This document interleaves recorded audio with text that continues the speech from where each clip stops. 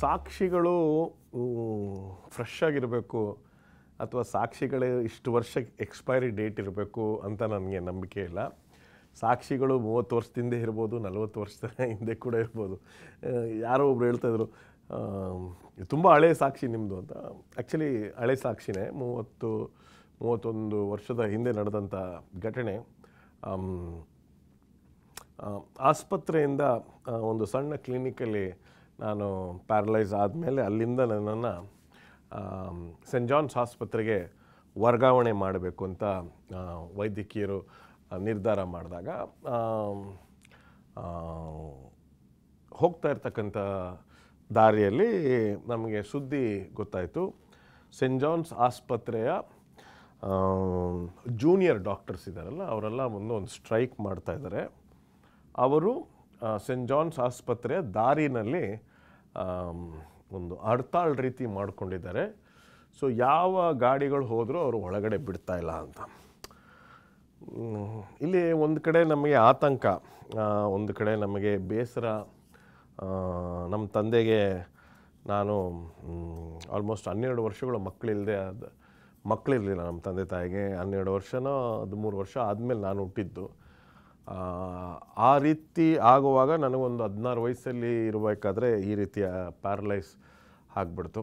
So ಅದನ್ನು ಹೇಗಾದರೂ ಮಾಡಿ ಆ ಕಾಲುಗಳನ್ನು ಬೇಗ ಉಳಿಸ್ಕೊಳ್ಳೋಣ ಅಂತ ನಾವು ನಮ್ಮ ತಂದೆಯ ಒಂದು ಮೆಟೋಡೋರ್ ವ್ಯಾನನ್ನು ತೆಗೆದುಕೊಂಡು ನಾವು ಸೆಂಟ್ ಜಾನ್ಸ್ಗೆ ಹೋದಾಗ ನಿಜವಾಗ್ಲೂ ಆ ಸುದ್ದಿ ಕರೆಕ್ಟಾಗಿತ್ತು. ಅಲ್ಲಿ ಹೋಗಿ ಸೆಂಟ್ ಜಾನ್ಸ್ ಆಸ್ಪತ್ರೆಯ ಮುಂದೆ ಹೋಗಿ ನಿಂತಾಗ ಡಾಕ್ಟ್ರುಗಳು ನಮ್ಮನ್ನು ಒಳಗಡೆ ಬಿಡಲಿಲ್ಲ. ನಾನು ಯಾರನ್ನೂ ಜಡ್ಜ್ ಮಾಡೋಕ್ಕೆ ಇಷ್ಟ ಇಲ್ಲ, ಬಟ್ ಎಲ್ಲೋ ಒಂದು ಕಡೆ ನನಗಿನ್ನೂ ಆ ಸೀನು ಫ್ರೆಶ್ ಆಗಿ ನನ್ನ ಮೈಂಡಲ್ಲಿದೆ. ನಮ್ಮ ತಂದೆ almost quite a senior man. ಅವರು ಆಲ್ಮೋಸ್ಟ್ ಎಲ್ಲ ಡಾಕ್ಟ್ರುಗಳ ಹತ್ರ ಇನ್ನೇನು ಕಾಲಿಗೆ ಬೀಳೋವಂಥ ಒಂದು ರೀತಿಯಲ್ಲಿ ಎಲ್ಲ ಡಾಕ್ಟ್ರು ಚಿಕ್ಕ ಹುಡುಗರು, ಜೂನಿಯರ್ ಡಾಕ್ಟ್ರುಗಳಂದರೆ ಎಷ್ಟು ವಯಸ್ಸಿರ್ಬೋದು, 16-18ಕ್ಕೆ MBBSಗೆ ಬಂದರು. 4 ವರ್ಷ ಅಂದರೆ 22 ವಯಸ್ಸು. ನಮ್ಮ ತಂದೆಗೆ ಆಲ್ಮೋಸ್ಟ್ ಒಂದು 60 ಇಯರ್ಸ್ ಆಗಿತ್ತು. ಅಷ್ಟು ದೊಡ್ಡ ವ್ಯಕ್ತಿ ಈ ಜೂನಿಯರ್ ಚಿಕ್ಕ ಮಕ್ಕಳು ಕಾಲಲ್ಲಿ ಬೀಳೋ ಥರ, ಸರ್ ದಯವಿಟ್ಟು ಸರ್ ನನ್ನ ಮಗನಿಗೆ ಈ ಥರ ಕಾಲು ಬರ್ತಾಯಿಲ್ಲ ಸರ್, ಇಲ್ಲಿ ಬಂದ್ರೇ ಈ ನರತಜ್ಞರು ಅಥವಾ ನ್ಯೂರೋ ಸೆಂಟ್ರ್ ಇರ್ತಕ್ಕಂಥದ್ದು, ಸ್ವಲ್ಪ ದಯವಿಟ್ಟು ಬಿಟ್ಕೊಡಿ ಸರ್ ನಿಮ್ಮ ದಮ್ಮಯ್ಯ ಅಂತ ಎಲ್ಲ ಬೇಡ್ಕೋತಾಯಿದ್ರು. ಆದರೆ ಎಲ್ಲ ಒಂದು ಕಡೆ ಅವರು ಯಾರೂ ಬಿಡಲಿಲ್ಲ. ನೋಡಿ, when it rains it pours ಅಂತ ಹೇಳ್ತಾರಲ್ಲ, ಆ ರೀತಿ ಈಗಿನ ಕಾಲದಲ್ಲಿ ಅಟ್ಲೀಸ್ಟ್ ಸೆಲ್ ಫೋನ್ಗಳಿದೆ, ಯಾರನ್ನೋ ಫೋನ್ ಮಾಡಿ ಯಾರನ್ನ ರೆಕಮೆಂಡ್ ಮಾಡಿ ಬೇರೆ ದಾರಿ ಏನೋ ಒಂದು ಮಾಡ್ಬೋದಾಗಿತ್ತು. ಬಟ್ ಆಗಿನ ಕಾಲದಲ್ಲಿ ನಮ್ಮಪ್ಪ ಒಂದು ಬಡ ಬೋಧಕರು ಅಷ್ಟೇ, ತುಂಬ ಹಾನೆಸ್ಟಾಗಿ ಕೆಲಸ ಮಾಡ್ತಿದ್ರು. ಅವ್ರ ಹತ್ರ ಏನೋ ಅಷ್ಟೇನು ದುಡ್ಡು ಇರಲಿಲ್ಲ. ಸೊ ಅಲ್ಲಿಂದ ನಿಮ್ಹಾನ್ಸ್ ಆಸ್ಪತ್ರೆಗೆ ನನ್ನನ್ನು ಕರ್ಕೊಂಡು ಬಂದರು. ಸೆಂಟ್ ಜಾನ್ಸ್ ಆಗ್ತಾಯಿಲ್ಲ ಸರ್, ನೀವು ನಿಮ್ಹಾನ್ಸ್ ಆಸ್ಪತ್ರೆಗೆ ಕರ್ಕೊಂಡು ಹೋಗಿ ಅಂತೇಳಿ ನಿಮ್ಹಾನ್ಸ್ ಆಸ್ಪತ್ರೆ. ನಾನು ಅಲ್ಲಿವರೆಗೂ ನಿಮ್ಹಾನ್ಸ್ ಆಸ್ಪತ್ರೆ ಅಂದರೆ ಈ ಬುದ್ಧಿಹೀನರಿಗೆ ಅಥವಾ ಮೆಂಟಲಿ ರಿಟಾರ್ಡೆಡ್ ಜನರಿಗೆ ಮಾತ್ರ ಈ ನಿಮ್ಹಾನ್ಸ್ ಆಸ್ಪತ್ರೆ ಇದೆ ಅಂತ ನಾನು ಅಂದ್ಕೊಂಡಿದ್ದೆ. ಬಟ್ ಅಲ್ಲೋದ್ಮೇಲೆ ಗೊತ್ತಾಗಿದ್ದು ಭಾರತದಲ್ಲೇ ಒಂದು ದೊಡ್ಡ ಆಸ್ಪತ್ರೆ, ನರ ಸಂಬಂಧಪಟ್ಟಂಥ ಆಸ್ಪತ್ರೆ ಅಂದರೆ ನಿಮ್ಹಾನ್ಸ್ ಅಂತ. ಸೊ ಇಲ್ಲಿ ಇನ್ನೊಂದು ಘಟನೆ ನಡೀತು. ಇಂಗ್ಲೀಷಲ್ಲಿ ಹೇಳ್ತಾರೆ when it rains it pours ಅಂತ. ಕಷ್ಟ ಮನುಷ್ಯನಿಗೆ ಒಂದು ಸರಿ ಬಂದಾಗ ಯಾವ ರೀತಿ ಎಷ್ಟು ಇದಾಗಿ ಬರ್ತದೆ ಅಂತ ಹೇಳೋಕ್ಕೆ ಬರೋದಿಲ್ಲ. ಸೊ ಅಲ್ಲಿ ಹೋಗಿ ಎಮರ್ಜೆನ್ಸಿ ಡಿಪಾರ್ಟ್ಮೆಂಟ್ಗೆ ಹೋದಾಗ ನನ್ನ ಸ್ಟ್ರೆಚರಲ್ಲಿ ಮಲಗಿಸಿದ್ರು. ವೆಯ್ಟಿಂಗ್ ಯಾರಾದರೂ ಬಂದು ನಮ್ಮನ್ನು ಅಲ್ಲಿ, you cannot go inside the ER ಅಲ್ಲಿ ನಿಮ್ಹಾನ್ಸಲ್ಲಿ ಅಲ್ಲೊಂದು ಸ್ವಲ್ಪ ಅವ್ರದ್ದೇ ಆದಂಥ ಪದ್ಧತಿಗಳಿವೆ. ಸೊ ಅಲ್ಲಿ ಮಲ್ಕೊಂಡಿರ್ಬೇಕಾದ್ರೆ ನಮ್ಮ ತಂದೆ ಅಲ್ಲಿ ಒಳಗಡೆ ಹೋಗಿ ಹೇಳಿದ್ರು, ಸರ್ ಈ ಥರ ನಮ್ಮ ಇದಕ್ಕೆ. ನಾನು ಆಲ್ಮೋಸ್ಟ್ ಒಂದು 3-4 ಅವರು ಬೆಳಗ್ಗೆ 6 ಗಂಟೆಗೆ ಹೋಗಿದ್ದು, ನನಗೆ ಆಲ್ಮೋಸ್ಟ್ 4-5 ಅವರ್ಸ್ ಆಗೋಯ್ತು. ಇಲ್ಲೇ ಸೆಂಟ್ ಜಾನ್ಸಲ್ಲೇ ಒಂದು 2 ಅವರ್ಸ್ 3 ಅವರ್ಸ್ ತುಂಬ ರಿಕ್ವೆಸ್ಟ್ ಮಾಡಿ, ಕೆಲವ್ರು ಹೇಳಿದ್ರು ಸ್ಟ್ರೈಕ್ ಕಡಿಮೆ ಆಗ್ಬೋದು, ಹಿರಿ ಒಳಗೋಗೋಣ ಅಂತ. ಹಾಗಾಗಿ ಅಲ್ಲೇ ಒಂದು 2-3 ಅವರ್ಸ್ ಕಳ್ಕೊಂಬಿಟ್ಟಿದ್ದೆ ನಾನು. ಸೊ ಬೈ ದ ಟೈಮ್ ನಾನು ತಿರ್ಗಾ ಅಲ್ಲಿ ಹೋಗಿ ಇಲ್ಲಿ ವೆಯ್ಟಿಂಗ್ ಪೀರಿಯಡ್ ERಲ್ಲಿ ಆಲ್ಮೋಸ್ಟ್ ಒಂದು 3-4 ಅವರ್ಸ್ ಆಗಿಬಿಟ್ಟಿತ್ತು. ಆಲ್ಮೋಸ್ಟ್ ಒಂದು 6-7 ಅವರ್ ಆಗೋಯ್ತು. ಅಷ್ಟರೊಳಗೆ ನನಗೆ ಪ್ಯಾರಲೈಸ್ ಆಗಿ ನಾನು ಆ್ಯಕ್ಚುಲಿ ಅವ್ರನ್ನ ಬ್ಲೇಮ್ ಮಾಡೋದಿಲ್ಲ. ಇ ಆರ್ನಲ್ಲಿ ನೀವು ನಿಮ್ಯಾನ್ಸ್ ಇ ಆರ್ ಎಮರ್ಜೆನ್ಸಿ ಡಿಪಾರ್ಟ್ಮೆಂಟ್ಗೆ ನೀವು ಹೋದರೆ ನಿಮ್ಗೆ ಗೊತ್ತಾಗುತ್ತೆ, ತಲೆ ಒಡೆದೋಗಿರ್ತಕ್ಕಂಥವ್ರು ಬರ್ತಾರೆ, ಕೈ ಒಡೆದೋಗಿ ನ್ಯಾತಾಡ್ಕೊಂಡು ಕೈಯೆಲ್ಲ ನ್ಯಾತಾಡ್ತಿರ್ತದೆ. ನನಗೆ ಇನ್ನೂ 2-3 ಸೀನ್ ಇನ್ನೂ ಜ್ಞಾಪಕ ಇದೆ. ಒಬ್ಬನಿಗೆ ಕಾಲು ಕಟ್ಟಾಗ್ಬಿಟ್ಟು ತೊಡೆ ಮೇಲೆ ಕಾಲು ಇಟ್ಕೊಂಡು ಆ ರೀತಿ ಆಗಿರ್ತಕ್ಕಂಥ ಕೇಸ್ಗಳು ಬರ್ತಾಯಿದೆ. ನನ್ನನ್ನು ಬಂದು ಡಾಕ್ಟ್ರುಗಳು ನೋಡ್ತಾರೆ, ನನಗೆ ಏನಾಯಿತು ಎತ್ತಾಯಿತು ಅಂತ ಕೇಳೋಷ್ಟರಲ್ಲಿ ಇನ್ನೊಂದು ವಾ ವಾ ವಾ ವಾ ವಾ ವಾ ವಾ ವಾ ಅಂತ ಆ್ಯಂಬುಲೆನ್ಸ್ ಬರ್ತದೆ, ಅಲ್ಲಿಗೆ ಹೋಗ್ಬಿಡ್ತಾರೆ. ಹಾಗಾಗಿ ನಾನು ತುಂಬ ಟೈಮನ್ನು ಅಲ್ಲಿ ನಂದು ವೇಸ್ಟ್ ಆಯಿತು. ಹಂಗಂದರೆ ಅಲ್ಲಿವರೆಗೂ ಕಾಲು ಸ್ವಲ್ಪ ಆಡ್ತಿತ್ತು, ಕಾಲೆಲ್ಲ ನಿಂತೋಯ್ತು, ಆಮೇಲೆ ಬೆರಳು ಆಡ್ತಾಯಿತ್ತು ಕಾಲಲ್ಲಿ, ಕೊನೆಯದಾಗಿ ಆ ದೊಡ್ಡ ಬೆರಳು ಆಡ್ತಾಯಿತ್ತು, ಅದು ನಿಂತೋಯ್ತು. ಆದರೆ ಅಲ್ಲಿ ಯಾರು ಎಮರ್ಜೆನ್ಸಿಗೆ ಬಂದು ನಮ್ಗೆ ಗೊತ್ತಿಲ್ಲ, ಸ್ವಲ್ಪ ಇದು ಲೈವ್ ಟಿ ವಿ ಇರೋದ್ರಿಂದ ಐ ಮೀನ್ ರೆಕಾರ್ಡಿಂಗೇ ಇದು, ಬಟ್ ಇದು ಎಲ್ಲರೂ ನೋಡ್ತೀರಾ. ಸೊ ಎಲ್ಲೋ ಒಂದು ಕಡೆ ನಮಗೂ ಗೊತ್ತಿರಲಿಲ್ಲ, ಬೇರಾದರೂ ದಾರಿ ಆದರೂ ಇದೆಯಾ, ಏನಾದ್ರು ದುಡ್ಡು ಗಿಟ್ಟು ಕೊಟ್ಟರೆ ಟ್ರೀಟ್ಮೆಂಟ್ ಕೊಡ್ತಾರಾ ಹಂಗೆ ಹಿಂಗೆ ಅಂತ ನಮಗೆ ಗೊತ್ತಿರಲಿಲ್ಲ. ಅಲ್ಲಿ ಒಬ್ಬ ತುಂಬು ಗರ್ಭಿಣಿ, 9 ತಿಂಗಳು ಆಗಿದೆ, ತುಂಬು ಗರ್ಭಿಣಿ ನಮ್ಮ ತಂದೆನ ನೋಡಿ, ಅಂಕಲ್ ನೀವೇನಿಲ್ಲಿ ಮಾಡ್ತಿದ್ದೀರಾ ಅಂತ ಕೇಳ್ತಾರೆ. ಅವರು ನಮ್ಮ ತಂದೆ ಜೊತೆಲಿ ಕೆಲಸ ಮಾಡಿದಂಥ ಹಿರಿಯ ಬೋಧಕರ ಮಗಳು.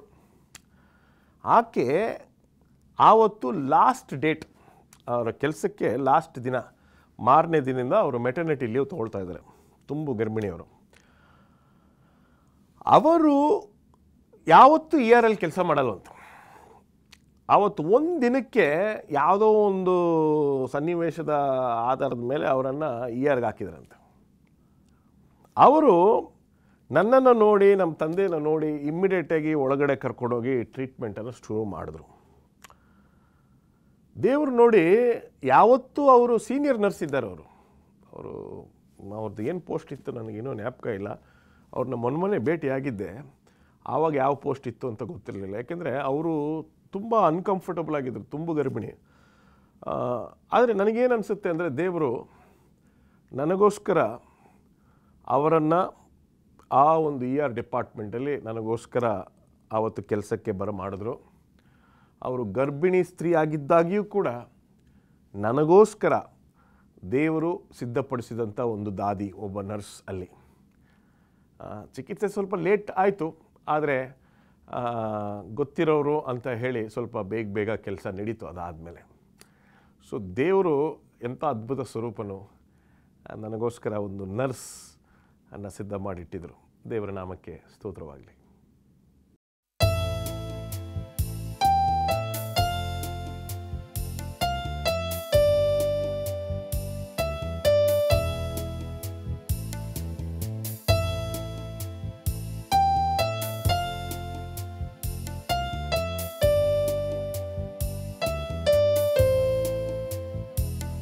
ಎಷ್ಟೊಂದು ದಿನಗಳು ವ್ಯರ್ಥವಾಗಿದೆ ಬಾಳಿನೋಳು, ನಿನ್ನಯ ಜೀವಮಾನದ ಹೆಜ್ಜೆಯ ಹಿಂತಿರುಗಿ ನೀ ನೋಡು. ಎಷ್ಟೊಂದು ದಿನಗಳು ವ್ಯರ್ಥವಾಗಿದೆ ಬಾಳಿನೋಳು, ನಿನ್ನಯ ಜೀವಮಾನದ ಹೆಜ್ಜೆಯ ಹಿಂತಿರುಗಿ ನೀ ನೋಡು.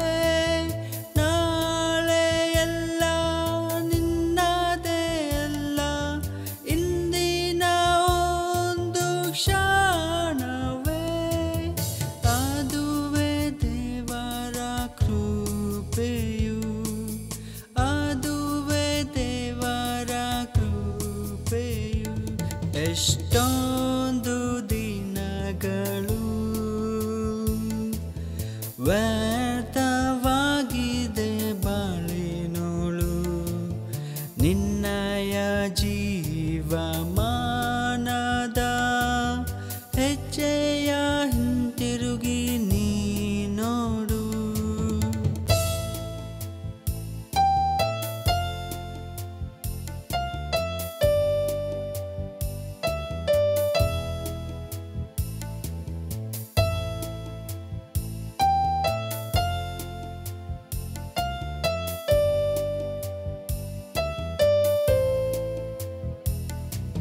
ಸೃಷ್ಟಿಸಿದಾತ ಸೃಷ್ಟಿಯ ಕರ್ತ ಆತನೇ ನಿನ್ನ ರಸನು. ಸೃಷ್ಟಿಸಿದಾತ ಸೃಷ್ಟಿಯ ಕರ್ತ ಆತನೇ ನಿನ್ನ ರಸನು. ಆತನ ಆಜ್ಞೆ ಪಾಲಿಸು ಆತನ ಪಾಲಿಸು. ಎಷ್ಟೊಂದು ದಿನಗಳು ವ್ಯರ್ಥವಾಗಿದೆ ಬಾಳಿನೋಳು ನಿನ್ನಯ ಜೀವಮಾನದ ಹೆಜ್ಜೆಯ ಹಿಂತಿರುಗಿ ನೀ ನೋಡು. ಎಷ್ಟೊಂದು ದಿನಗಳು ವ್ಯರ್ಥವಾಗಿದೆ ಬಾಳಿನೋಳು ನಿನ್ನಯ ಜೀವಮಾನದ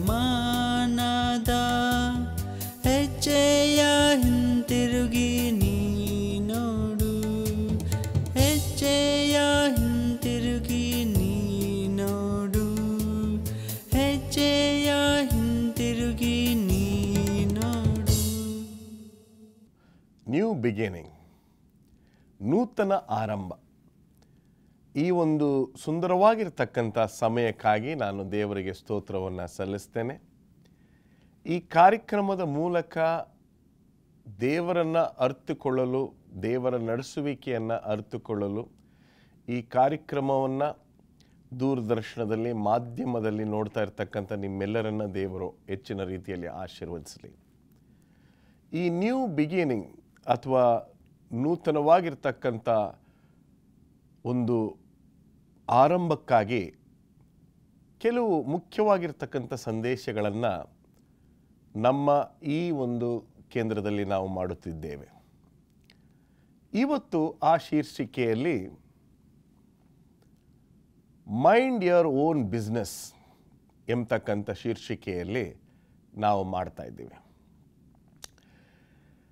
ಕ್ರೈಸ್ತರಾಗಿರ್ತಕ್ಕಂಥ ನಾವು ಸತ್ಯವೇದವನ್ನು ಓದ್ತಕ್ಕಂಥ ನಾವು ಕ್ರಿಸ್ತನನ್ನು ಅರ್ಥ ಮಾಡಿಕೊಂಡಿರ್ತಕ್ಕಂಥ ನಾವು ಈ ಸಾಲನ್ನು ಒಪ್ಪಿಕೊಳ್ಳಬಹುದಾ ಎಂಬತಕ್ಕಂಥ ಒಂದು ಪ್ರಶ್ನೆ. Mind your own business. ಎಲ್ಲೋ ಒಂದು ಕಡೆ ನಾವೆಲ್ಲರೂ ಅಟ್ಲೀಸ್ಟ್ ಭಾರತೀಯರು, ಅಟ್ಲೀಸ್ಟ್ ದಕ್ಷಿಣ ಭಾರತೀಯರು ಯಾವ ರೀತಿ ಬೆಳೆದಿದ್ದೀವಿ ಅಂತ ಹೇಳಿದ್ರೆ, ನಿಮ್ಮ ಕೆಲಸ ನೀವು ನೋಡ್ಕೊಂಡು ಹೋಗ್ರಿ, ತಲೆ ಬಗ್ಗಿಸ್ಕೊಂಡು ಹೋಗ್ರಿ, ಬೇರೆಯವರು ಉಸಾಬರಿ ನಿಮಗೆ ಯಾಕೆ, ಸೊ ಬೇಡಪ್ಪ, ಬೇರೆಯವ್ರ ತೊಂದರೆ ನಮಗೆ ಬೇಡ ಅನ್ನೋ ರೀತಿಯಲ್ಲಿ ಎಲ್ಲೋ ಒಂದು ಕಡೆ ದೊಡ್ಡ ಪ್ರಮಾಣದಲ್ಲಿ ನಾವು ಈ ರೀತಿಯಾಗಿ ಬೆಳಿತೀವಿ. ಮೈಂಡ್ ಯುವರ್ ಓನ್ ಬಿಸ್ನೆಸ್ ಅನ್ನೋದನ್ನು ತುಂಬ ಮುಖ್ಯವಾಗಿರ್ತಕ್ಕಂಥ ಅಂಗವಾಗಿ ಅದನ್ನು ನಾವು ತೆಗೆದುಕೊಂಡಿದ್ದೀವಿ. ಆದರೆ ಇವತ್ತು ಈ ನೂತನ ಬದಲಾವಣೆ ಅಥವಾ ಮಾರ್ಪಾಡಿನಲ್ಲಿ, ನ್ಯೂ ಬಿಗಿನಿಂಗ್ಸ್ನಲ್ಲಿ, do Christians need to mind their own business ಎಂಬತಕ್ಕಂಥ ವಿಷಯವನ್ನು ನಾವು ಸ್ವಲ್ಪ ಸತ್ಯವೇದದಿಂದ ನೋಡ್ಲಿಕ್ಕೆ ಹೋಗ್ತಾ ಇದ್ದೀವಿ. ಕೆಲವು ವರ್ಷಗಳ ಹಿಂದೆ ಮುಜಾಫರ್ ನಗರ್ ರೈಲ್ವೆ ಸ್ಟೇಷನ್ನಲ್ಲಿ ಒಂದು ಘಟನೆ ನಡೀತು. ಕೊರೋನಾ ಶುರುವಾಗಿತ್ತು ಭಾರತ ದೇಶದಲ್ಲಿ. ಬಹಳಷ್ಟು ಜನರು ತಮ್ಮ ತಮ್ಮ ಊರುಗಳಿಗೆ ಕೊನೆ ರೈಲುಗಳು, ಏಕೆಂದರೆ ಭಾರತವು ಒಂದು ಬಂದ್ಗೆ ಬಂದಾಗ ಯಾರೂ ಹೊರಗಡೆ ಹೋಗಬಾರ್ದು ಎಂಬತಕ್ಕಂಥ ಆದೇಶವನ್ನು ಜಾರಿಗೆ ತಂದಾಗ ಎಲ್ಲರೂ ತಮ್ಮ ತಮ್ಮ ಊರುಗಳಿಗೆ ಟ್ರೈನ್ನಲ್ಲಿ, ಬಸ್ನಲ್ಲಿ ನಡ್ಕೊಂಡು ಕೆಲವರು ಹೋಗ್ತಾಯಿದ್ರು. ಅದರಲ್ಲಿ ಈ ಕೊನೆಯ ಟ್ರೈನ್ ಎಲ್ಲೋ ಒಂದು ಉತ್ತರ ಭಾರತದಿಂದ ಮುಜಾಫರ್ಪುರ್ ಎಂಬತಕ್ಕಂಥ ರೈಲ್ವೆ ಸ್ಟೇಷನ್ಗೆ ಒಂದು ತಾಯಿ, ಒಂದು ಮಗು ಬರಬೇಕಾಗಿತ್ತು. ಆ ತಾಯಿ ಮತ್ತು ಮಗು ಶೌಚಾಲಯದ ಪಕ್ಕ ರೈಲ್ವೆ ಕಂಪಾರ್ಟ್ಮೆಂಟ್ ಒಳಗಡೆ ಕೂತ್ಕೊಂಡು 3 ದಿನಗಳು ಅಂತ ಕಾಣಿಸುತ್ತೆ, ಇಫ್ ಐ ರಿಮೆಂಬರ್ ಕರೆಕ್ಟ್. ಆ ಮುಜಾಫರ್ಪುರ್ ರೈಲ್ವೆ ಸ್ಟೇಷನಲ್ಲಿ ಇಳಿದು ಒಂದು 4 ಹೆಜ್ಜೆ ತೆಗೆದುಕೊಂಡು ಹೋಗಿ ಆ ತಾಯಿ ಕುಸ್ತು ಸಾಯ್ತಾಳೆ.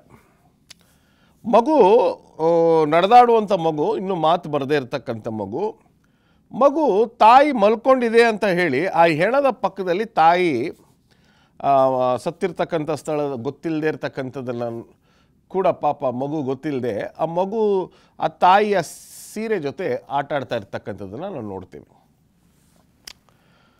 ಎಲ್ಲರೂ ಅವರನ್ನು ದಾಟಿ ಹೋಗ್ತಾ ಇದ್ದಾರೆ ಹೊರತು ಯಾರು ಇದಕ್ಕೇನು ಮಾಡಬೇಕು ಅಂತ ಯಾರು ಯೋಚನೆ ಮಾಡಲಿಲ್ಲ. Everybody thought this is not my responsibility. ಅಲ್ಲಿರ್ತಕ್ಕಂಥವ್ರು ಇದು ನಮ್ಮ ಜವಾಬ್ದಾರಿ ಅಲ್ಲ, ಇದು ಪೊಲೀಸ್ ಕೇಸ್ ಆಗಿಬಿಡ್ತದೆ, ಯಾಕೆ ನಮಗೆ ಬೇಕಾಗಿರ್ತಕ್ಕಂಥದ್ದು ಅಂತ ಹೇಳಿ ಎಲ್ಲರೂ ತಮ್ಮ ತಮ್ಮ ಕೆಲಸ ಕಾರ್ಯಗಳನ್ನು ನೋಡಿ ಹೋಗ್ತಾಯಿದ್ರು. ಇವತ್ತು ಒಂದು ಮುಖ್ಯವಾಗಿರ್ತಕ್ಕಂಥ ಈ ನೂತನ ಮಾರ್ಪಾಡು ಅಥವಾ ನೂತನ ಆರಂಭ, ಯಾಕೆ ನಾನು ಮಾರ್ಪಾಡು ಮತ್ತು ಆರಂಭಕ್ಕೆ ಸಮಾನ ಪದದ ರೀತಿಯಲ್ಲಿ ನಾನು ನಿಮ್ಗೆ ಹೇಳ್ತಾ ಇದ್ದೀನಿ ಅಂತ ಹೇಳಿದ್ರೆ, ನೂತನ ಆರಂಭ ಬೇಕಾದರೆ ಮಾರ್ಪಾಡು ಬೇಕಾಗಿದೆ. If we need to have a new beginning, we need to have a new change in our lives. ಈ ಒಂದು ಜವಾಬ್ದಾರಿಯುತ ಸ್ಥಳದಲ್ಲಿ ಕ್ರೈಸ್ತರಾಗಿರ್ತಕ್ಕಂಥ ನಾವು ಏನು ಮಾಡಬೇಕಾಗಿತ್ತು? ಈಗ ರಸ್ತೆಯಲ್ಲಿ ಒಂದು ಅಪಘಾತಕ್ಕೆ ಈಡಾಗಿರ್ತಕ್ಕಂಥವ್ರನ್ನ ನೋಡಿದ್ರೆ ನಾವು ಓಡೋಗ್ಬಿಡ್ತೀವಿ ಅಲ್ವೇ, ಪೊಲೀಸ್ ಕೇಸ್ ಆಗಿಬಿಡ್ತದೆ ಅಂತ. Who is responsible? Our answer is sorry, not me. ನಾನಲ್ಲ, ಬೇರೆಯವರು ಇದ್ದಾರೆ ನೋಡಿ ಅದಕ್ಕಂತ. ನಾನು ಜವಾಬ್ದಾರನಲ್ಲ ಅನ್ನೋದನ್ನ ಏದೇನ್ ತೋಟದಲ್ಲೇ ಶುರು ಆಗಿದೆ. Not me started right in the garden of Eden. ಆದಿಕಾಂಡ 3ನೇ ಅಧ್ಯಾಯ 9ನೇ ವಚನವನ್ನು ನಾವು ನೋಡುವುದಾದರೆ ದೇವರು ಕೇಳ್ತಾನೆ, ನೀನು ಎಲ್ಲಿದೆಯಾ? ಆಗ 3:10 ನಾವು ಬೆತ್ತಲೆ ಆಗಿದ್ದೀವಿ ಅಂತ ಹೇಳಿದೆ.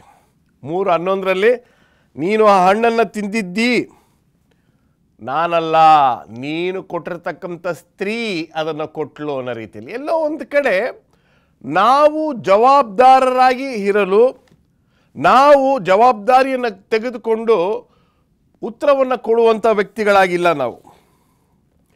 I mind my business, you mind my business. Christianity is not about minding our own business. Christianity is about minding other people's business. ಎಲ್ಲೋ ಒಂದು ಕಡೆ ಇದನ್ನು ನಾವು ಮರ್ತಿದ್ದೇವೆ. ಈಗ ಶಿಷ್ಯರನ್ನು ತೆಗೆದುಕೊಳ್ಳೋಣ, ಪೇತ್ರನನ್ನು ತೆಗೆದುಕೊಳ್ಳೋಣ, ಯಾಕೋಬನನ್ನು ತೆಗೆದುಕೊಳ್ಳೋಣ, ಅಂದ್ರೆಯನ್ನ ತೆಗೆದುಕೊಳ್ಳೋಣ. ಇವರೆಲ್ಲ ಬಂದು ಬೆಸ್ತರು, fishermen, Andrew, Peter and James. I will mind my own business ಅಂತ ಒಂದು ವೇಳೆ ಈ ಮೂವರು ಯೋಚನೆ ಮಾಡಿದಿದ್ರೆ ಯೇಸು ಸ್ವಾಮಿಯ ಸುವಾರ್ಥ ಸೇವೆಯನ್ನು ಯಾರು ಮುಂದೆ ತೆಗೆದುಕೊಂಡು ಹೋಗ್ತಿರ್ಲಿಲ್ಲ. ದಿಸ್ ಇಸ್ ಮೈ ಬಿಸ್ನೆಸ್ ಅಂತ ಹೇಳಿದ ಮೇಲೆ ಆ ಬೆಸ್ತರು ಸುವಾರ್ತೆಯನ್ನು ಸಾರಲಿಕ್ಕೆ ಶುರು ಮಾಡಿದ್ದಾರೆ ಅಂತ ನೋಡ್ತೀವಿ. ಮತ್ತಾಯನನ್ನು ತೆಗೆದುಕೊಂಡಾಗ ಆತನು ಸುಂಕದವನು. ಸಿಮಿಯೋನನ್ನು ತೆಗೆದುಕೊಳ್ಳತಕ್ಕಂಥ ರೀತಿಯ ಸಮಯದಲ್ಲಿ ನಾವು ನೋಡುವುದಾದರೆ ಆತ ಒಬ್ಬ ರಾಜಕೀಯ ವ್ಯಕ್ತಿಯಾಗಿದ್ದ. ಈ ಅಂದ್ರೇನಿರ್ಬೋದು, ಪೇತ್ರನಿರ್ಬೋದು, ಯಾಕೋಬನಿರ್ಬೋದು, ಮತ್ತಾಯನಿರ್ಬೋದು, ಸಿಮಿಯೋನನಿರ್ಬೋದು, this is not my business ಅಂತ ಒಂದು ವೇಳೆ ಅವ್ರು ಯೋಚನೆ ಮಾಡಿದ್ದಿದ್ರೆ ಕ್ರೈಸ್ತತ್ವವು ಇಡೀ ಜಗತ್ತಿನಲ್ಲೇ ದೊಡ್ಡ ಧರ್ಮವಾಗಿ, ಸತ್ಯದ ಧರ್ಮವಾಗಿ ಅದು ಸಾಗ್ತಾ ಇರಲಿಲ್ಲ. ಇಲ್ಲಿ ಈಗಿನ ಕಾಲದ ಯವನಸ್ಥ ಮಕ್ಕಳಿರ್ಬೋದು, ದೊಡ್ಡವರು ಇರಬಹುದು, ನಾನಲ್ಲ, ಇದು ನನ್ನ ಜವಾಬ್ದಾರಿ ಅಲ್ಲ. ನೀವೇನು ರಸ್ತೆಯಲ್ಲಿ ಹೋಗ್ತಕ್ಕಂಥ ರೈಲ್ವೆ ಸ್ಟೇಷನಲ್ಲಿ ಯಾರೋ ಸತ್ತೋಗಿದ್ದಾರೆ, ಅವ್ರನ್ನ ನಮ್ಮ ಜವಾಬ್ದಾರಿನ ಅಂತ ಕೇಳ್ತಿರಲ್ಲ ಅಂತ. ಸರಿ, ನಾನು ಈಗ ಕೇಳ್ತೀನಿ, ಒಂದು ವೇಳೆ ಅದು ನಮ್ಮ ಜವಾಬ್ದಾರಿ ಅಲ್ಲ ಅಂದರೆ ಅದು ಯಾರ ಜವಾಬ್ದಾರಿ? Whose responsibility is it? ಮತ್ತಾಯನು ಬರೆದ ಸುವಾರ್ತೆ 14ನೇ ಅಧ್ಯಾಯ 14ನೇ ವಚನ, 15ನೇ ವಚನ, 16ನೇ ವಚನ. ಯೇಸು ಸ್ವಾಮಿಯು ಈ ಒಂದು 3 ವಚನಗಳಲ್ಲಿ, ಈ ಅಧ್ಯಾಯದಲ್ಲಿ ಒಂದು ಪ್ರಸಂಗವನ್ನು ಮಾಡ್ತಾ ಇದ್ದಾರೆ. ಪ್ರಸಂಗ ತುಂಬ ಸ್ವಲ್ಪ ಉದ್ದ ಅಂತ ಕಾಣಿಸುತ್ತೆ. ಯೇಸು ಸ್ವಾಮಿ ಸಮಯವನ್ನು ತೆಗೆದುಕೊಳ್ತಾರೆ ಸಂದೇಶ ಕೊಡಲಿಕ್ಕೆ. ಅದು ಟೈಮ್ ಬಂದು ಸಪ್ಪರ್ ಟೈಮ್ ಆಗ್ತಿದೆ. ಈಗ ಯೇಸು ಸ್ವಾಮಿಯು ಸಂದೇಶವನ್ನು ಜಾಸ್ತಿ ಮಾಡಿದ್ರೆ ಶಿಷ್ಯರು ಊಟದ ವ್ಯವಸ್ಥೆ ಮಾಡಬೇಕು, ಅಲ್ಲಿರ್ತಕ್ಕಂಥವ್ರು. ನಮಗೆಲ್ರಿಗೂ ಗೊತ್ತಿದೆ ನಡೆದಂಥ ಘಟನೆ. ಶಿಷ್ಯರು ಒಬ್ರೊಬ್ಬರನ್ನ ನೋಡ್ಕೊಳ್ತಾ ಇದ್ದಾರೆ. ಯೇಸು ಸ್ವಾಮಿ ಬೇಗ ಮುಗಿಸ್ಲಪ್ಪ, ಲೇಟ್ ಆಗಿಬಿಟ್ರೆ ನಾವು ಊಟ ಕೊಡಬೇಕಾಗತ್ತೆ. 15ನೇ ವಚನ ನೋಡಿ. Let them go and find some food. ಶಿಷ್ಯರು, ಯೇಸು ಸ್ವಾಮಿಯ ಜೊತೆಯಲ್ಲಿ ಇದ್ದಂಥ ಶಿಷ್ಯರು ಹೇಳ್ತಾರೆ, ಬೇಗ ಸಂದೇಶನ ಮುಗಿಸ್ರಿ, ಅವ್ರು ಹೋಗಿ ಅವರವ್ರ ಹೊಟ್ಟೆಪಾಡನ್ನು ನೋಡ್ಕೊಳ್ಳಿ ಅಂತ. ಇಲ್ಲಿ ಯೇಸು ಸ್ವಾಮಿಯು ಈ 14ನೇ ಅಧ್ಯಾಯದಲ್ಲಿ ನನ್ನ ಒಂದು ಸ್ವಂತ ಅನಿಸಿಕೆಯ ಪ್ರಕಾರ, ಇದನ್ನು ನಾನು ಎಷ್ಟು ಸರಿ ಓದಿದ್ದೇನೆ, ಯೇಸು ಸ್ವಾಮಿಯು ಶಿಷ್ಯರನ್ನು ಪರೀಕ್ಷೆ ಮಾಡುವಂಥ ಒಂದು ಅಧ್ಯಾಯ ಅಂತ ಹೇಳಿದ್ರೆ ತಪ್ಪಾಗೋದಿಲ್ಲ. God is putting the disciples through an examination whether they are thinking other people's business is their business. When we are talking about new beginnings, if we don't understand that other people's business is our business, we are not having a new beginning. ಈ ನೂತನವಾಗಿರ್ತಕ್ಕಂಥ ಆರಂಭಕ್ಕೆ ಬೇರೆಯವರ ಕಷ್ಟಗಳು, ಬೇರೆಯವರ ಕಣ್ಣೀರು, ಬೇರೆಯವರ ವ್ಯಥೆಗಳನ್ನು ಅರ್ಥ ಮಾಡಿಕೊಳ್ಳುವುದು ನಮ್ಮ ಜವಾಬ್ದಾರಿಯಾಗಿದೆ ಕ್ರೈಸ್ತರೇ. ಸರ್, ನಮಗೆ ಕಾಸಿಲ್ಲ, ಕೊಟ್ಟು ನೋಡ್ರಿ. ಸರ್, ನಮ್ಮ ಸಂಬಳನೇ ಕಡಿಮೆ, ಕೊಟ್ಟು ನೋಡ್ರಿ.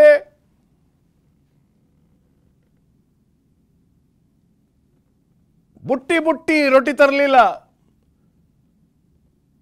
ಬರೀ 5 ರೊಟ್ಟಿ 2 ಮೀನು, 5 ರೊಟ್ಟಿ 2 ಮೀನು. ಗಂಡಸರು ಮಾತ್ರ 5,000 ಜನ ತಿಂತಾರೆ. ಒಂದು ವೇಳೆ ಆ ಹುಡುಗ, this is not my responsibility, this lunch is my lunch, ಇದು ನನ್ನ ಊಟ, ನಾನು ಬೇರೆಯವ್ರಿಗೆ ಕೊಡೋದಿಲ್ಲ ಅಂತ ಯೋಚನೆ ಮಾಡಿದ್ದಿದ್ರೆ, 1865ನೇ ಇಸ್ವಿಯಲ್ಲಿ ಸ್ಯಾಲ್ವೇಷನ್ ಆರ್ಮಿ ಸಭೆ ಶುರುವಾಯಿತು. ವಿಲಿಯಂ ಬೂತ್ ಎಂಬತಕ್ಕಂಥವ್ರು ಈ ಸ್ಯಾಲ್ವೇಷನ್ ಆರ್ಮಿ ಸಭೆಯನ್ನು ಶುರು ಮಾಡ್ತಾರೆ. ಆಗ ಯಾರೋ ಅವ್ರನ್ನ ಕೇಳ್ತಾರೆ, ಏನು ಸರ್, ಈಗಲೇ ತುಂಬ ಡಿನಾಮಿನೇಷನ್ಗಳಿವೆ, ಬಹಳ ಕ್ರೈಸ್ತರಲ್ಲಿ ಬಹಳಷ್ಟು ಸಂಸ್ಥೆಗಳಿವೆ, ನೀವೇನು ಸರ್ ಇನ್ನೊಂದು ಶುರು ಮಾಡಿದ್ದೀರಾ ಅಂತ ಕೇಳಿದಾಗ, the world needs a practical church ಅಂತ ಒಂದು ಉತ್ತರ ಕೊಡ್ತಾರೆ. ಈ ಕೊರೋನಾ ಸಮಯದಲ್ಲಿ ನೀವು ಸಭೆಯಾಗಿ ಬೇರೆಯವರ ಒಂದು ಕೆಲಸ ಕಾರ್ಯದಲ್ಲಿ ಸಹಾಯ ಮಾಡಿದ್ದೀರಾ? Have you been in other people's business during this corona? ಲೂಕನ ಬರೆದ ಸುವಾರ್ತೆ 10ನೇ ಅಧ್ಯಾಯ 25ರಿಂದ 27, ಒಳ್ಳೆ ಸಮಾರ್ಯದವನು, ಗುಡ್ ಸಮಾರಿಟನ್. ಇಲ್ಲಿ ನೀವು ಚೆನ್ನಾಗಿ ಅರ್ಥ ಮಾಡ್ಕೋಬೇಕು. ಅಲ್ಲಿ 3 ಜನರು ಯೂದ ಕುಲದವರು. They were Jewish people who are Jews. They loved their religion. ತಮ್ಮ ಧರ್ಮವನ್ನು ತುಂಬ, ಇದನ್ನು ಫಸ್ಟ್ ಅರ್ಥ ಮಾಡ್ಕೊಳ್ಳಿ, ಯೂದರು ಯಾರು ಅಂತ, ಯಹೂದ್ಯರು ಯಾರು ಅಂತ. ಅವರು ತಮ್ಮ ಧರ್ಮಗಳನ್ನು ತುಂಬ ಆಸೆ ಪಡ್ತಕ್ಕಂಥವ್ರು, ಅವರ ಸಂಪ್ರದಾಯಗಳನ್ನು ಆಸೆ ಪಡ್ತಕ್ಕಂಥವ್ರು. They are people who loved their culture, they loved their religion, they loved their church, but they never loved Christianity practically. That is Jews. ಒಬ್ಬ ಯಾರು? 4 ಜನ ವ್ಯಕ್ತಿಗಳು. ಒಬ್ಬ ಯಾರು? 4 ಜನ, 4 ಪಾತ್ರಧಾರಿಗಳಿದ್ದಾರೆ ಇದರಲ್ಲಿ. ಒಬ್ಬ ಅಫ್ಕೋರ್ಸ್ ಗಾಯಪಟ್ಟಂಥ ವ್ಯಕ್ತಿ, ಇನ್ನೊಬ್ಬ ಪಾಸ್ಟರ್ ಅವರು, ಇನ್ನೊಬ್ಬ ಸಭೆಯಲ್ಲಿ ಕೆಲಸ ಮಾಡ್ತಕ್ಕಂಥವನು, ಇನ್ನೊಬ್ಬ ಒಳ್ಳೆ ಸಮಾರ್ಯದವನು. Christianity is practising religion, walking religion, talking religion. ಈ ನೂತನ ಆರಂಭವನ್ನು ನಾವು ಈ ವರ್ಷದಲ್ಲಿ ಮಾಡುವಾಗ ಒಂದು ವಿಷಯ ಚೆನ್ನಾಗಿ ಜ್ಞಾಪಕ ಇಟ್ಕೊಳ್ಳಿ. ಆ ಒಳ್ಳೆಯ ಸಮಾರ್ಯದವನು ಆತನಲ್ಲಿದ್ದಂಥ ಎಲ್ಲ ಹಣವನ್ನು ತೆಗೆದುಕೊಂಡು ಹೋಗಿ ಈ ಗಾಯಪಟ್ಟ ವ್ಯಕ್ತಿಯನ್ನು ಆಸ್ಪತ್ರೆಗೆ ಸೇರಿಸ್ತಾನೆ. ಕೆಲವೊಮ್ಮೆ ನಾನು ಯೋಚನೆ ಮಾಡ್ತೇನೆ,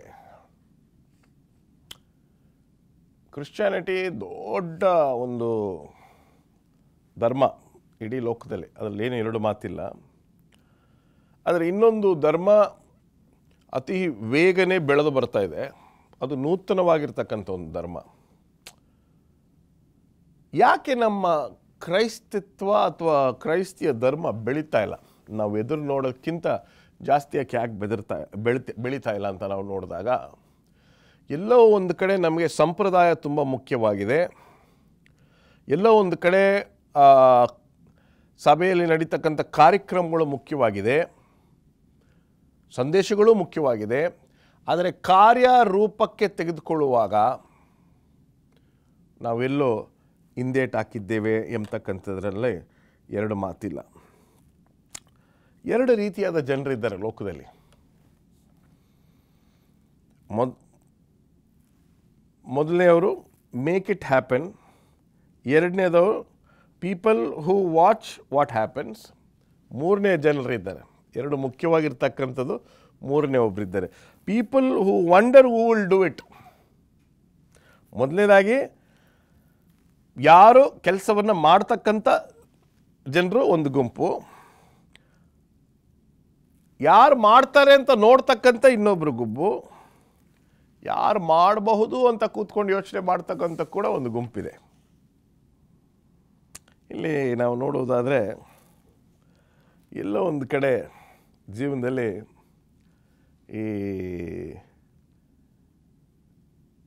ಯೆರೆಮೀಯನ ಪುಸ್ತಕವನ್ನು ತೆಗೆದುಕೊಂಡಾಗ 1ನೇ ಅಧ್ಯಾಯ 5ನೇ ವಚನದಲ್ಲಿ ಆತನ ತಂದೆ, ಆತನ ತಾತ ಎಲ್ಲರೂ ಯಾಜಕರ ಒಂದು ವಂಶಾವಳಿಯಲ್ಲಿ ಬಂದಂಥವ್ರು. ನೀನು ಹೋಗಿ ರಾಜರ ಬಳಿಯಲ್ಲಿ, ಅದರಲ್ಲೂ ವಿಶೇಷವಾಗಿ ರಾಜರ ಬಳಿಗೆ ಹೋಗಿ ನೀನು ಒಳ್ಳೆಯವನಲ್ಲ ಎಂದು ಹೇಳಬೇಕು ಅಂತ ಹೇಳಿದಾಗ, ನಾನು ಯಾಕೆ ಮಾಡಬೇಕು? ಇದು ನನ್ನ ಜವಾಬ್ದಾರಿನ? ಎಷ್ಟೋ ಸಂದರ್ಭಗಳಲ್ಲಿ ನಾವು ಇದನ್ನು ಹೇಳ್ತೀವಿ. ಮಾತಾಡೋದು ತುಂಬ ಈಸಿ ಪಾಸ್ಟ್ರೆ, ತುಂಬ ಕಷ್ಟ ಇದೆ. The task is too demanding. I am not talented. ಇನ್ನೂ ಸಮಯ ಬಂದಿಲ್ಲ. ನಾವು ಯಾವಾಗಲೂ ಒಂದೇ ಒಂದು ವಿಷಯ ಜ್ಞಾಪಕ ಇಟ್ಕೊಳ್ಳಿ, ಒಳ್ಳೆ ಸಮಾರ್ಯದವನು, the good Samaritan was the greatest gospel worker of the world. ಇದೊಂದು ಸಾಮ್ಯವಾಗಿದ್ರು. The Good Samaritan is considered to be the greatest gospel worker. Without preaching a word, he told what Christianity is all about. ಒಂದೇ ಒಂದು ಮಾತನ್ನು ಕೂಡ ಹೇಳದೆ, ಒಂದೇ ಒಂದು ಸಂದೇಶವನ್ನು ಕೂಡ ಕೊಡದೆ, ಪ್ರಸಂಗವನ್ನು ಮಾಡದೆ, ನಿಜವಾದ ಕ್ರೈಸ್ತತ್ವ ಯಾವ ರೀತಿ ಇರಬೇಕು ಅಂತ ಒಂದು ಲೈಟ್ ಪರಿಚಯ ಪರವಾಗಿಲ್ಲ. ನಿಜವಾದ ಸಂದೇಶವು ಯಾವ ರೀತಿ ಇರಬೇಕು ಎಂಬತಕ್ಕಂಥದ್ದನ್ನು ಕಾರ್ಯರೂಪದಲ್ಲಿ ತೋರಿಸಿದಂಥ ಒಬ್ಬ ವ್ಯಕ್ತಿ ಒಳ್ಳೆ ಸಮಾರ್ಯದವನು. ಯೆಶಾಯನ ಪ್ರವಾದನೆ ಗ್ರಂಥ 6ನೇ ಅಧ್ಯಾಯ 8ನೇ ವಚನದಲ್ಲಿ ನಾವು ನೋಡ್ತೀವಿ, ಇಗೋ ನಾನಿದ್ದೇನೆ, ನನ್ನನ್ನು ಕಳಿಸಿಕೊಡು. Here am I, send me. ನೋಡಿ, 5,000 ಜನಕ್ಕೆ ಊಟ ಹಾಕ್ಲಿಕ್ಕೆ ಸಾಧ್ಯವಿಲ್ಲ ನಮ್ಮ ಕೈಯಲ್ಲಿ. It's very hard for us to feed 5,000 people. 5,000 ಜನರಿಗೆ ನಾವು ಊಟ ಕೊಡೋದು ತುಂಬ ಕಷ್ಟ. ಆದರೆ ನಾನು ನಿಮಗೆ ಹೇಳ್ತಾ ಇರ್ತಕ್ಕಂಥದ್ದು, ಒಬ್ಬರಿಗೆ ನೀವು ಊಟ ಕೊಡ್ಬೋದು. I am sure you can share your meal with one person. It starts with one person. I don't know ಎಷ್ಟು ಸರಿ ನೀವು ಭಿಕ್ಷಕರಿಗೆ, ಈ ನಡುವೆ ಭಿಕ್ಷಕರನ್ನ ಟ್ರಾಫಿಕ್ ಜಾಮಲ್ಲಿ ನೋಡ್ತೀವಿ ಅಷ್ಟೇ. ಆಗಿನ ಕಾಲದಲ್ಲಿ ನಾವು ಚಿಕ್ಕವನಾಗಿರ್ಬೇಕಾದ್ರೆ ಮನೆಗೆ ಬರ್ತಾಯಿದ್ರು. ಈಗ ಅಷ್ಟಾಗಿ ಮನೆಗೆ ಬರೋದಿಲ್ಲ ಯಾರು. ಇಲ್ಲಿ ಒಂದು ವಿಷಯ ಚೆನ್ನಾಗಿ ಜ್ಞಾಪಕ ಇಟ್ಕೊಳ್ಳಿ. ಕ್ರೈಸ್ತತ್ವವು ಬೇರೆಯವರ ವಿಚಾರಗಳನ್ನು ನಮ್ಮ ವಿಚಾರವಾಗಿ ಮಾಡ್ತಕ್ಕಂಥದ್ದು. ಏಕೆಂದರೆ ಸತ್ಯವೇದ ಏನು ಹೇಳುತ್ತೆ ಅಂತ ಹೇಳಿದ್ರೆ, ನೂತನವಾಗಿರ್ತಕ್ಕಂಥ ಒಂದು ಆಜ್ಞೆಯನ್ನು ನಾನು ನಿಮಗೆ ಕೊಡ್ತಾ ಇದ್ದೇನೆ. ನೂತನವಾಗಿರ್ತಕ್ಕಂಥ ಆಜ್ಞೆಯನ್ನು ನಾನು ನಿಮಗೆ ಕೊಡ್ತಾ ಇದ್ದೇನೆ. ನೆರೆಯವರನ್ನ ನಿನ್ನಂತೆಯೇ ಪ್ರೀತಿಸು. ಈಗ ಈ ಕಾರ್ಯಕ್ರಮ ನೋಡ್ತಾ ಇರ್ತಕ್ಕಂಥವ್ರು ಎಷ್ಟು ಜನರು ನಿಮ್ಮ ಬೀದಿಯಲ್ಲಿರ್ತಕ್ಕಂಥವ್ರು ಎಲ್ಲರ ಜೊತೆ ಮಾತಾಡ್ತೀರಾ ನೀವು? ಖಂಡಿತವಾಗ್ಲೂ 1-2 ಕುಟುಂಬದ ಜೊತೆ ನೀನು ಬಹಳ ವರ್ಷಗಳಿಂದ ಮಾತಾಡದೇ ಇರಬಹುದು. ಅವ್ರಿಗೆ ಯಾವುದೇ ಸಹಾಯವನ್ನು ಮಾಡದೇ ಇರ್ತಕ್ಕಂಥ ರೀತಿಯಲ್ಲಿ ಕೂಡ ನೀವು ವರ್ತನೆ ಮಾಡಿರಬಹುದು. You must be very proud that you are not talking to that person. You must be very proud that you are not sitting with that person in the church. ಅಯ್ಯೋ ನಮಗೆ ಬೇಕಾಗಿಲ್ಲಪ್ಪ ಬೇರೆಯವರು ಉಸಾಬರಿ ಅಂತ ಕೂಡ ನೀವು ಯೋಚನೆ ಮಾಡಿರಬಹುದು. ದೇವರ ಜನರೇ, ನೂತನ ಆರಂಭ, ನ್ಯೂ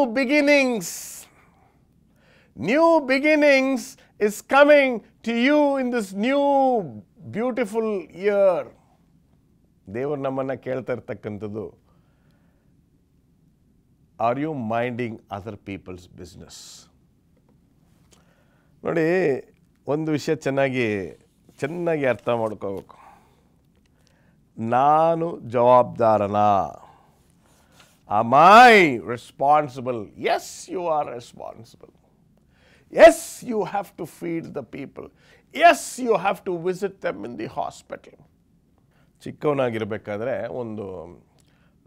ಒಂದು ಕಥೆಯನ್ನು ಡ್ರಾಮಾ ಮಾಡಿದರು ಚರ್ಚಲ್ಲಿ. ಅದು ನೀವೆಲ್ಲರೂ ಕೇಳಿರ್ಬಹುದು. ಒಬ್ಬರಿಗೆ ಯಾರೋ ಫೋನ್ ಮಾಡಿ, ಯೇಸು ಸ್ವಾಮಿ ನಿಮ್ಮ ಮನೆಗೆ ಬರ್ತಾರೆ ಅಂತ ಹೇಳಿದಾಗ ಅವರು ಮನೆಯೆಲ್ಲ ಕ್ಲೀನ್ ಮಾಡಿ ಇಟ್ಕೋತಾರೆ. ಫುಲ್ಲಾಗಿ ಮನೆಯೆಲ್ಲ ಕ್ಲೀನ್ ಮಾಡಿ, ಸೋಫಾ ಸೆಟ್ಟು ಎಲ್ಲ ರೆಡಿ ಮಾಡಿ, ಎಲ್ಲ ಕ್ಲೀನಾಗಿ ಮನೆ ಮುಂದೆ ಎಲ್ಲ ಚೆನ್ನಾಗಿ ಡೆಕೋರೇಷನ್ ಎಲ್ಲ ಮಾಡಿ ಯೇಸು ಸ್ವಾಮಿ ಬರ್ತಾರೆ ಅಂತ ಸಿದ್ಧರಾಗಿರ್ತಾರೆ. ಬೆಳಗ್ಗೆ ಆಗುತ್ತೆ, ಮಧ್ಯಾಹ್ನ ಆಗುತ್ತೆ, ಸಾಯಂಕಾಲ ಆಗುತ್ತೆ, ಯೇಸು ಸ್ವಾಮಿ ಬರೋದಿಲ್ಲ. ಒಂದು ರಾತ್ರಿ 11:30-12 ಗಂಟೆ ಆಗೋಗುತ್ತೆ. ಆವಾಗ ಯೇಸು ಸ್ವಾಮಿ ಕರೆ ಮಾಡ್ತಾರೆ ಫೋನಲ್ಲಿ. ಇದೊಂದು ಕಾಲ್ಪನಿಕವಾಗಿರ್ತಕ್ಕಂಥ ನಾಟಕ. ಏನು ಯೇಸು ಸ್ವಾಮಿ, ನೀವು ನಮ್ಮ ಮನೆಗೆ ಬರ್ತೀನಿ ಅಂತ ಹೇಳಿದ್ರೆ ನೀವು ಬರಲೇ ಇಲ್ಲ. ಬೆಳಗ್ಗೆ 8:00 ಒಬ್ಬ ಭಿಕ್ಷಕ ಬಂದ ನಿಮ್ಮ ಮನೆಗೆ, ಅದು ನಾನೇ. 11 ಗಂಟೆಗೆ ಒಬ್ಬ ಅನಾಥ ಹುಡುಗ ಬಂದು ಬಟ್ಟೆ ಕೇಳದ್ನಲ್ಲ, ಅದು ನಾನೇ. ಅಲ್ಲಿ ಆಮೇಲೆ ಇನ್ನೊಬ್ರು ನಡಿಲಿಕ್ಕಾಗದೆ ಬಂದ್ರಲ್ಲ, ಅದು ನಾನೇ. ಕಣ್ಣು ಕಾಣಿಸ್ದೆ ಒಬ್ರು ಬಂದ್ರಲ್ಲ, ಅದು ನಾನೇ. ಇನ್ ದಿಸ್ ನ್ಯೂ ಬಿಗಿನಿಂಗ್ಸ್, ನೂತನ ಆರಂಭದಲ್ಲಿ ಒಂದು ವಿಷಯ ಚೆನ್ನಾಗಿ ಅರ್ಥ ಮಾಡ್ಕೊಳ್ಳಿ. Other people's business is our business is the motto of Christianity. If you believe in new beginnings, ನೂತನವಾಗಿರ್ತಕ್ಕಂಥ ಆರಂಭದಲ್ಲಿ ಒಂದು ವೇಳೆ ನಿಮಗೆ ನಂಬಿಕೆ ಇದ್ದಂಥ ಪಕ್ಷದಲ್ಲಿ ಬೇರೆಯವರ ಉಸಾಬರಿ ನಮ್ಮ ಉಸಾಬರಿಯಾಗಿ ಮಾಡ್ಕೋಬೇಕು. ಅವ್ರು ಯಾಕೆ ಕಷ್ಟದಲ್ಲಿದ್ದಾರೆ, ನಮ್ಮ ಕೈಲಿ ಆದಷ್ಟು ನಾವು ಮಾಡಬೇಕು. ಯೇಸು ಸ್ವಾಮಿಯು ಅತಿ ಶೀಘ್ರನೇ ಬರುತ್ತಿದ್ದಾನೆ, ಇವರನ್ನೆಲ್ಲ ಸಿದ್ಧಪಡಿಸಿ ನಾವು ಪರಲೋಕ ರಾಜ್ಯಕ್ಕೆ ಕರ್ಕೊಂಡು ಹೋಗ್ಬೇಕು. All that is fine. If you can't preach like ಪೌಲನಂತೆ ನೀವು ಸಂದೇಶ ಕೊಡ್ಲಿಕ್ಕೆ ಸಾಧ್ಯವಿಲ್ಲ ಅಂದರೂ ಪರವಾಗಿಲ್ಲ. ನಿಮ್ಮ ಕೈಲಿ ಆದಷ್ಟು ಸಹಾಯವನ್ನು ಇತರರಿಗೆ ಮಾಡಬೇಕಾಗಿದೆ. ನ್ಯೂ ಬಿಗಿನಿಂಗ್ಸ್, ನೂತನವಾಗಿರ್ತಕ್ಕಂಥ ಈ ಆರಂಭ ಸ್ವಲ್ಪ ಕಾರ್ಯರೂಪಕ್ಕೆ ತರುವಂಥ ಕ್ರೈಸ್ತರಾಗಿ ನಮ್ಮೆಲ್ಲರನ್ನ ದೇವರು ಮಾರ್ಪಾಡು ಮಾಡಲಿ. Let us become practising Christians. ಈ ನೂತನವಾಗಿರ್ತಕ್ಕಂಥ ಸಮಯಕ್ಕಾಗಿ ನಾನು ದೇವರಿಗೆ ಸ್ತೋತ್ರವನ್ನು ಸಲ್ಲಿಸ್ತೇನೆ. ಒಂದು 10 ರೂಪಾಯಿ, ಒಂದು 50 ರೂಪಾಯಿ, ಒಂದೇ ಒಂದು 100 ರೂಪಾಯಿ ಯಾರಿಗಾದರೂ ಕೊಟ್ಟು ನೋಡಿ. ಅದನ್ನು ಅಭ್ಯಾಸವಾಗಿ ಮಾಡ್ಕೊಳ್ಳಿ. ದೇವರು ನಿಮಗೆ ಇಡಿಸಲಾರದಂಥ ಆಶೀರ್ವಾದಗಳನ್ನು ನಿಮ್ಮ ಮೇಲೆ ತರ್ತಾನೆ. ನೂತನವಾಗಿರ್ತಕ್ಕಂಥ ಈ ಸಮಯದಲ್ಲಿ ನೂತನವಾಗಿರ್ತಕ್ಕಂಥ ಆಶೀರ್ವಾದವು ನಿಮ್ಮ ಮೇಲೆ ಬರಲಿ. ದೇವರು ನಿಮ್ಮೆಲ್ಲರನ್ನ ಆಶೀರ್ವದಿಸಲಿ.